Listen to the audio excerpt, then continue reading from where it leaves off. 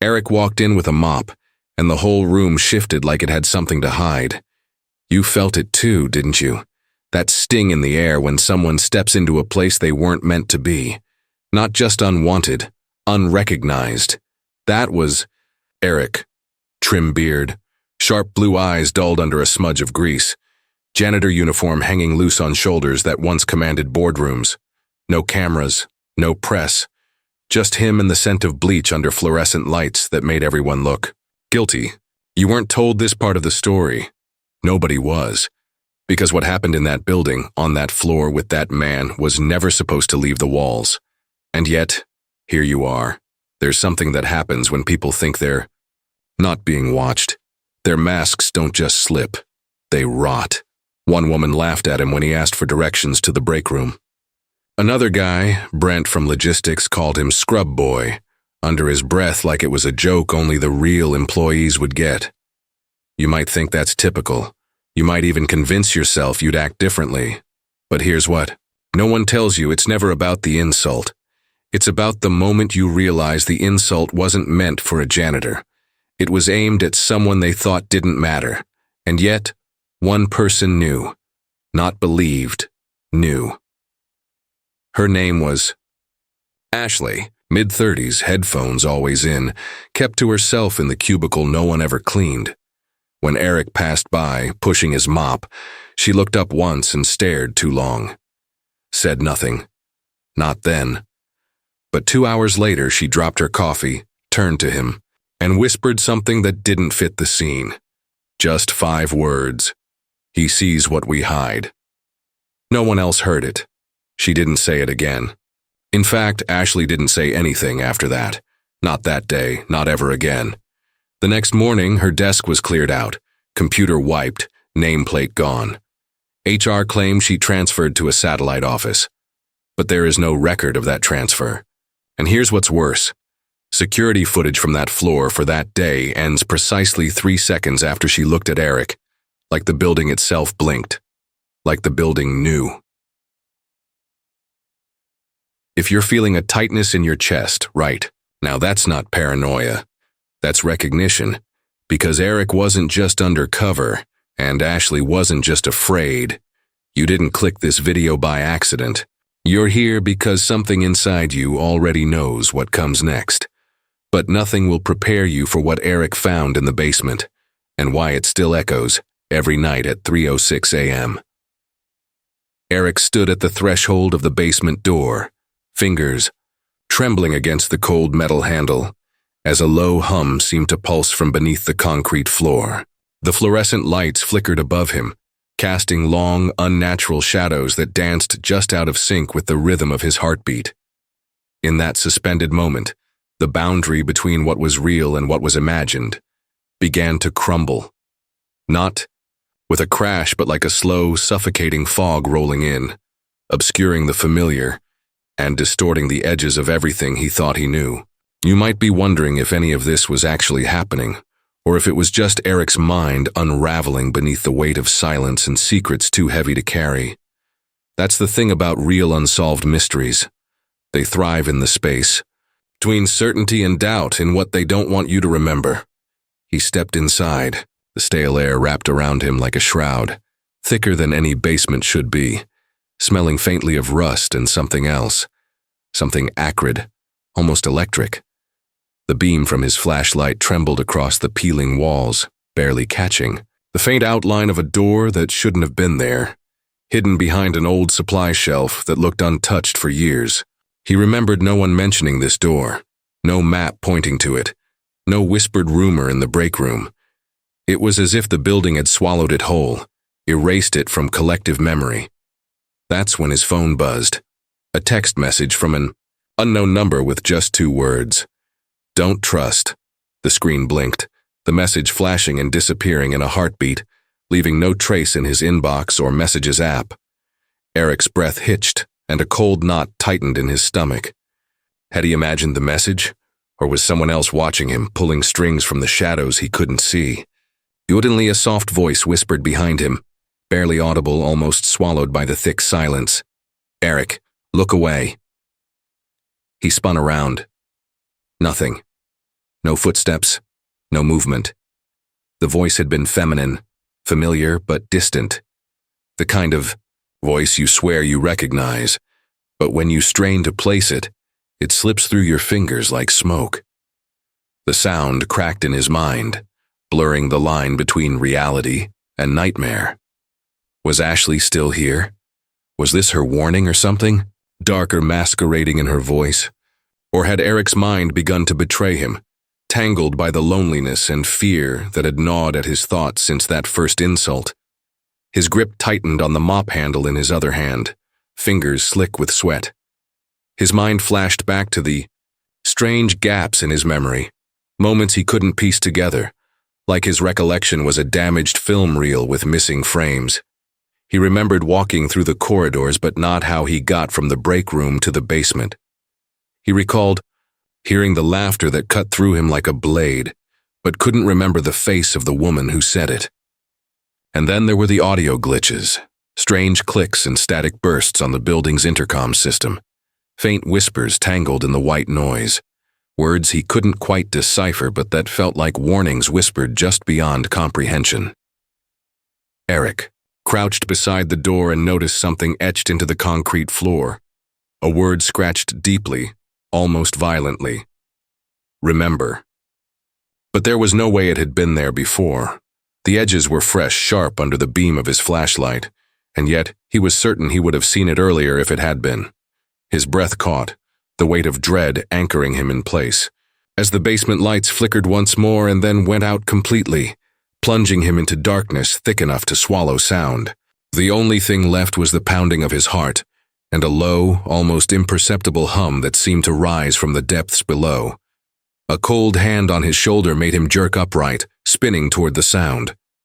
Standing there was someone, a man, but not like any Eric had met in the office. This man's eyes were too wide, too dark, reflecting no light but seeming to absorb it instead, pulling Eric into a void of uncertainty. His voice was a rasp, barely more than breath, but it carried a weight that crushed the room. "They don't want you here. They never wanted anyone here," the man said, voice thick with something between fear and warning. "You think you've uncovered the truth, but this place, it doesn't exist the way you think it does. It's not just a building. It's a prison of memories and lies. What you saw, what you think you saw. It's all a shadow play. The real story is what they erased from your mind." Eric's head spun. "Who are you?" he asked, voice cracking, under the sudden weight of terror and exhaustion. "Call me Michael, or don't, doesn't matter. I'm what's left when the truth eats itself alive." The man's smile was a thin, brittle thing that didn't reach his eyes. "You want answers? You won't like the ones you find. Not because they're not true, but because they're too real." Before Eric could ask more, the basement door slammed shut behind him with a finality that shook the walls. The flashlight flickered erratically and died, plunging them both into darkness. For a moment, only the sound of their breathing filled. The space, ragged, uneven, desperate for something solid in a world slipping away beneath their feet. And then the low hum returned, growing louder, vibrating through the concrete, through the marrow of their bones, until it was a roar that drowned out everything but the terror that maybe, just maybe, this wasn't about uncovering a secret at all. Maybe the secret was that nothing could ever be uncovered here, because the truth was something else entirely. And what they don't want you to remember is that sometimes the scariest mysteries aren't hidden in locked rooms or whispered confessions. They're buried deep inside your own mind, waiting for the moment you stop trusting your own senses, for the moment you realize the nightmare has already begun. The last thing Eric felt was Michael's voice slipping into the dark, a whisper almost lost in the growing roar. "You're already part of it." The morning light spilled weakly through the grimy basement window, cutting pale lines across the dust that swirled in the stale air. Eric sat slumped against the cracked concrete wall, eyelids heavy, heart pounding with the strange relief of a conclusion that felt, for once, like truth. Michael's cryptic warning still echoed faintly in his mind, but he had found something tangible. In a forgotten filing cabinet buried beneath decades of yellowed papers and broken promises was a single folder labeled simply, Personnel Incident, 1987. He remembered the date with an unsettling clarity, as if that year had always hovered just beyond his grasp, a memory glitch waiting to be pulled back into focus. The folder's contents described a series of strange disappearances and whispered accusations involving an employee named Harold Briggs, janitor, much like Eric himself, who vanished without explanation after reporting unnatural occurrences. In the same building's basement, Eric's fingers trembled as he traced the words on a faded report. Briggs claimed voices spoke to him through the walls. Shadows moved with intention, and then he whispered a name no one else was supposed to hear. The report ended abruptly, scribbled in frantic handwriting. They watch. They are always watching. It was a message that now felt eerily familiar, like a ghostly echo from the present, a haunting mirror to the vanished Ashley's warning and Michael's cryptic presence. In that moment, Eric's chest loosened with a fragile hope. The mystery might finally be unraveling. The building had been hiding the same secret for decades, feeding on the fear of those who dared to notice. If Harold Briggs had disappeared for knowing too much, then Eric knew what he had to do. He had to find the truth behind those old shadows and bring it to light. Armed with this newfound clarity, Eric ascended the stairs back into the stark fluorescent glow of the office floor, clutching the folder like a lifeline. The familiar hum of computers and whispered conversations felt distant but no longer threatening. He found Ashley's old desk, empty, but still faintly scented with her perfume, lavender and something metallic. Eric whispered her name, hoping for a sign, a clue, and then his phone buzzed again. Another message from the unknown number, this time clear and unambiguous. Look beneath the floorboards. With a new surge of determination, Eric pried open the loose floorboard near Ashley's desk. Beneath it lay a small dust-covered tape recorder, its reels frozen in time. His hands shook as he pressed play, the machine crackling to life with static before a voice emerged. Low, trembling, but unmistakably Ashley's. The recording was fragmented, but the words were clear. They're not who they seem. You have to remember what they erased. Trust no one, especially him. The tape ended abruptly with a choking gasp. Eric's mind reeled. Had Ashley uncovered something deeper? Was Michael the him she warned about? Just then, the lights flickered violently and went out, plunging the room into a silence so thick it seemed to press against his skin.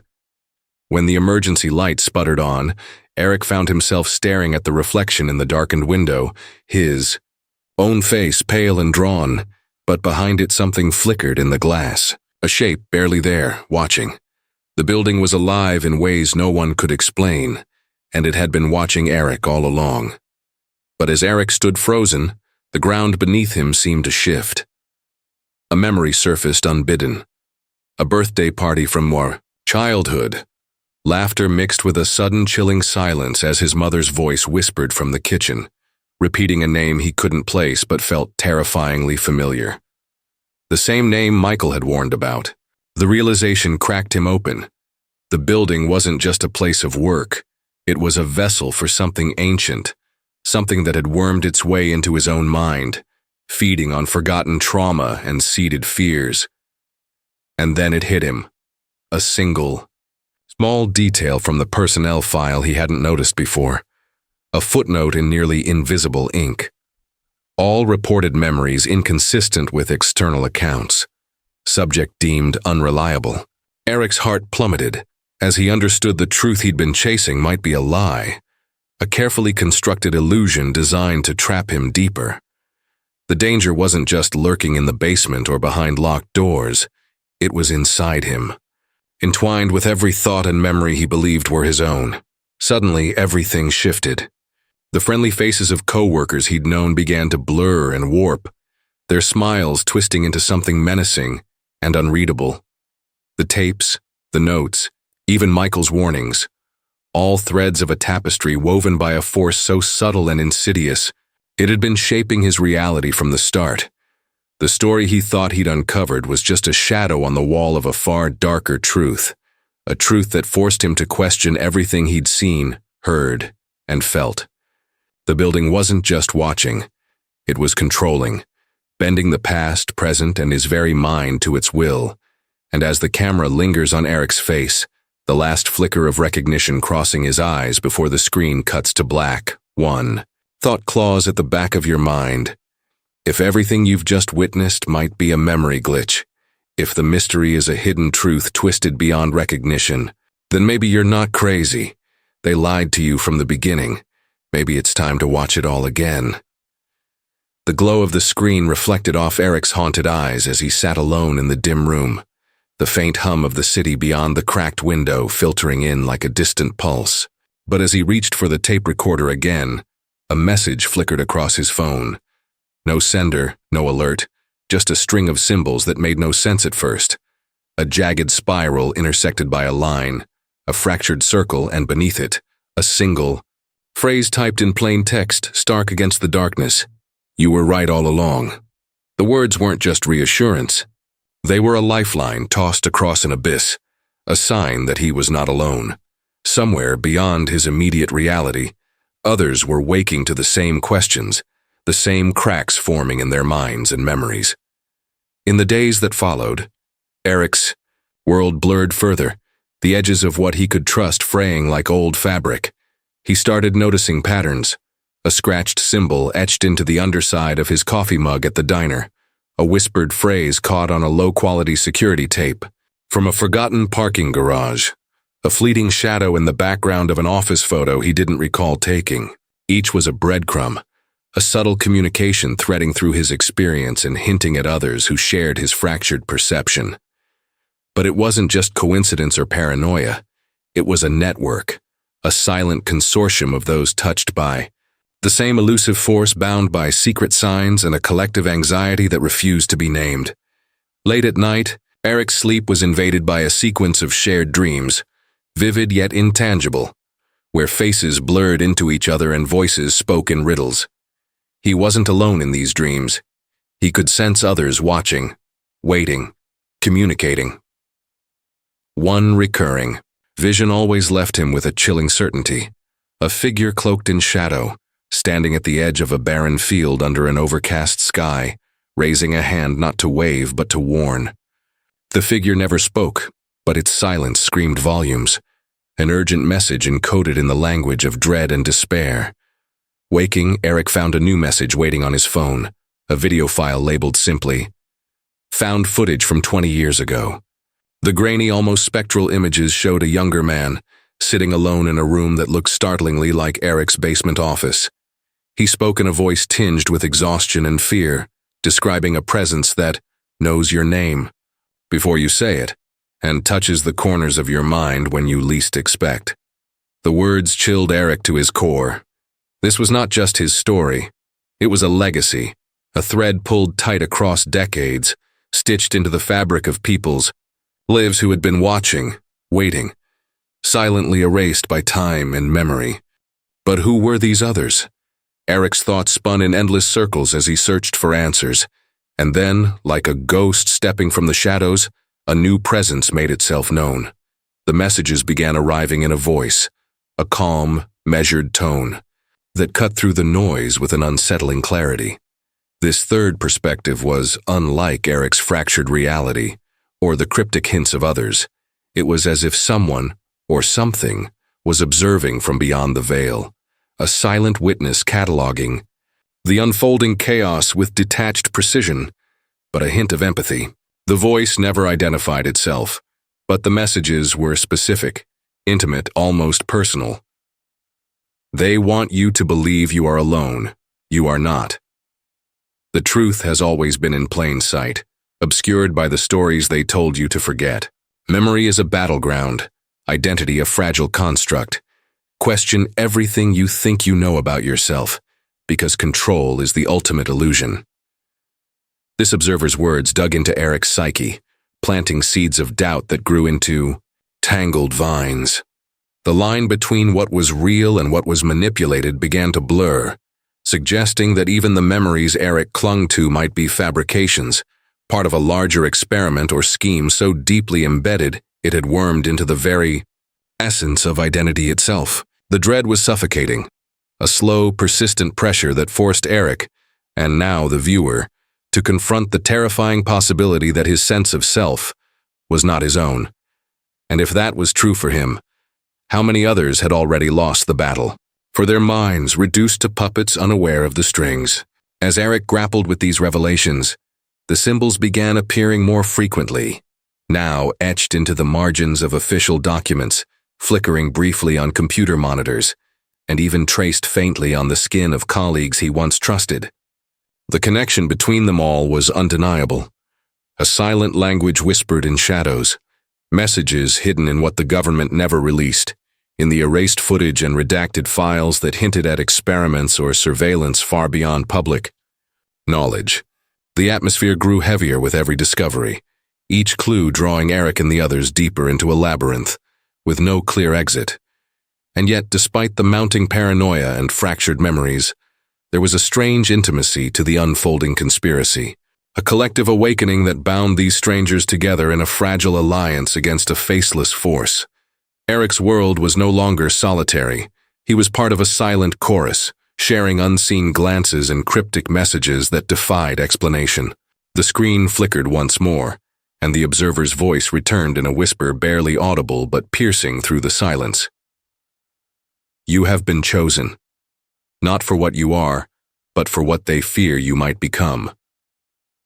The story does not end here. Watch closely, because the next truth will shatter everything you thought was certain. The camera pulls back slowly, revealing the symbols now glowing faintly on walls, floors, even in the sky above the city as dusk settles like a shroud. The dread is palpable, an electric current humming just beneath the surface of reality. The viewer is left suspended in that heavy silence, caught between revelation and ruin, questioning the nature of their own memories, their own identity, and what forces have been pulling the strings all along. And as the screen fades to black, the final message lingers, etched in cold, unyielding text. You were right all along, but this is only the beginning. Eric's hands trembled as he stared into the flickering screen, the weight of every secret he'd uncovered pressing down like an invisible chain wrapped tight around his chest. For so long, he had sought answers as if they were a map to freedom, proof that if he could just untangle the threads of deceit, the world would realign itself, and he would find solid ground beneath his feet. But now, standing at the edge of revelation, the question wasn't what had happened anymore. It was why. Why was this truth hidden, buried beneath layers of memory glitches and shadowed whispers? Why did the fragments of reality fracture so easily? And why did it matter to the ones who pulled the strings from the darkness? The truth, Eric realized, wasn't a thing to be grasped or held.